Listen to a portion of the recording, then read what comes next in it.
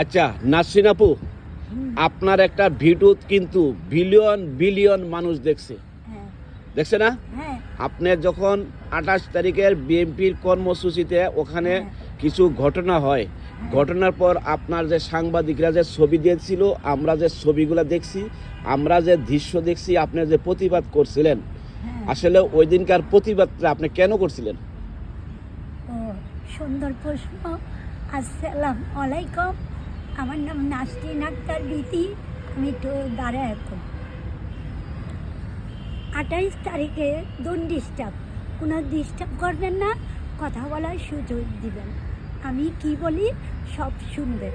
28 তারিখে মিছিল হচ্ছিল দূর দেশ থেকে, যেমন চিটাগাং, বরিশাল, খুলনা, বিভিন্ন জেলার লোক আসছে, আর প্রচুর লোক হয়েছিল 28 তারিখে।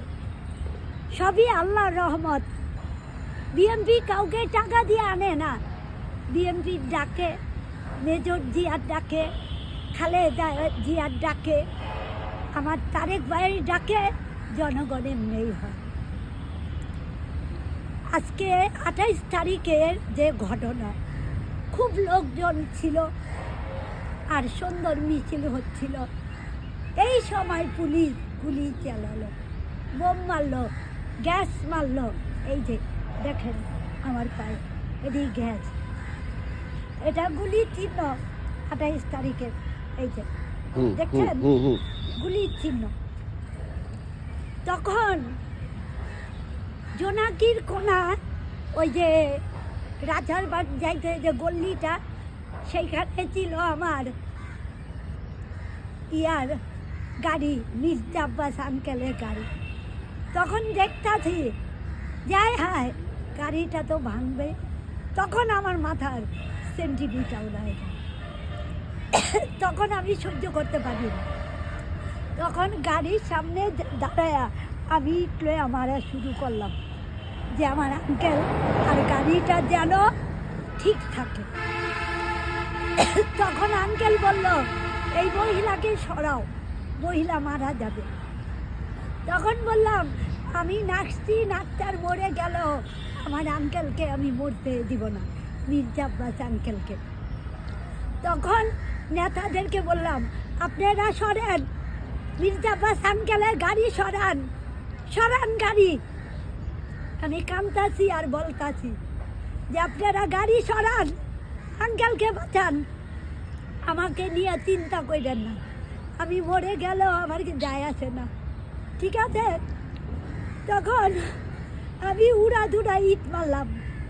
পরে লাস্টে বললাম যে তোমরা ভেবো না বিএমপিকে দাবিয়ে রাখবে। আমার এক হাতে ইট ছিল এরকম, ওটা নেয় না, নেয় না, নেয় না, নেয় না, ওটা দেখান যাবে না। এইভাবে আমার হাতে ইট ছিল যে তোমরা ভেবো না বিএমপিকে দাবিয়ে রাখবে। এই বিএমপির নেতারা রাস্তায় তোমাদেরকে পিটাবে, এই রাজপথের ফায়সালা হবে, রাজপথেই পতন হবে, রাজপথেই পদত্যাগ হবে, আমার তারেক ভাইয়ের আদেশ পালন হবে। আচ্ছা এখন তো রাজপথে ফয়সালা হয়েছে, মরবে আওয়ামী লীগ, মরবে পুলিশ, জিতবে আমার বিএমপি, বাংলাদেশ হবে।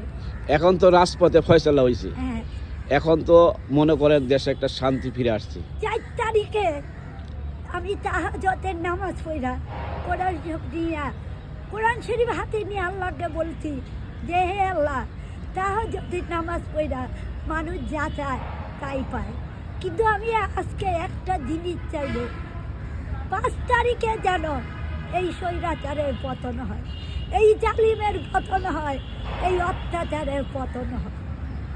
4 তারিখে আমি কোরআন শরীফ। আচ্ছা এখন তো দেশ শান্ত, হ্যাঁ এখন এই যে আপনি পানি বেঁচে খান, মেজর জিয়ার কথা বলতে গেলে এখন তো আপনি যে এখন পানি বেঁচে খান। ডিস্টার্ব করেন না, আমাকে বলার সুযোগ দেন, ডোন্ট ডিস্টার্ব, আমাকে বলতে দেন।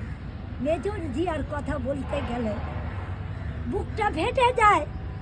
আমার বাবা ছিলেন জিয়ার সৈনিক, দেশ স্বাধীনের সময় মেজর জিয়ার সাথে যুদ্ধ করেছে, আর আমার বাবা পাকিস্তান আমলে আর্মির চাকরি করত, ঠিক আছে? পূর্ব পাকিস্তান পশ্চিম পাকিস্তান যখন এক ছিল, তখন আমার বাবা ওইখানে আর্মিদের সাথে চাকরি করছে। আমার বাবা আর্মির একজন ছিল। আপনি আব্বা আর্মি ছিল? হ্যাঁ, আমার বাবার থেকে শুনছি। আর মেজর জিয়া দেশ স্বাধীনের পরে মানুষের ঘর তুলে দিছে, নিজে চালাই না, আর কৃষকদেরকে খাল কাইটা জমি চাষ করতে পানি এনে দিছে। আর সেই কৃষকরা বেইমানি কইরা হাসিনার সাথে তাল দিয়া কথা বলছে। নিজে মেজর জিয়া শ্রমিকের কাজ করছে, ঠিক আছে? দাও বদি নিজে পিটাইছে শ্রমিকের সাথে। সে গরিবদের বন্ধু যাকে বলতে হয় নাকি? গরিবের সাথে পান্তা ভাত কাঁচা মরিচ পিঁয়াজ একসাথে বইজা খাইছে মেজর জিয়া। কই, শেখে তো খায় নাই, শেখের বেটি তো খায় নাই, শেখের বেটি তো গরিবের জন্য কিছু করে নাই, নাকি?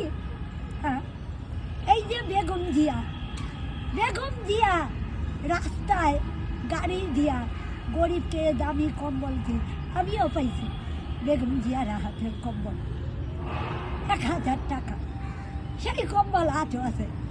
খালেদা জিয়া যখন করুণায় পিজিতে, তখন আমি কোথায় ছিলাম জানেন? না, জানেন না। পিজির গেটের সামনে মাঘ মাসের শীতে আমি বৈশা কান্তাছি, আল্লাহর কাছে বলতেছি, হে আল্লাহ, এই শেখ হাসিনা সরকার দিচ্ছে না চিকিৎসা, খালেদা জিয়াকে দিচ্ছে না মুক্তি। আল্লাহ, আপনি সহায় থাকেন, আপনি সহায় থাকলে আপনার বান্দার কিচ্ছু হবে না, খালেদা জিয়া বেগম জিয়ার কিচ্ছু হবে না। তখন সোহেল ভাই কম্বল দিবার গেছে, জিজ্ঞাসা করলেন সোহেল ভাইকে। তখন সোহেল ভাই আমাকে বলে, খালা কম্বল দেন।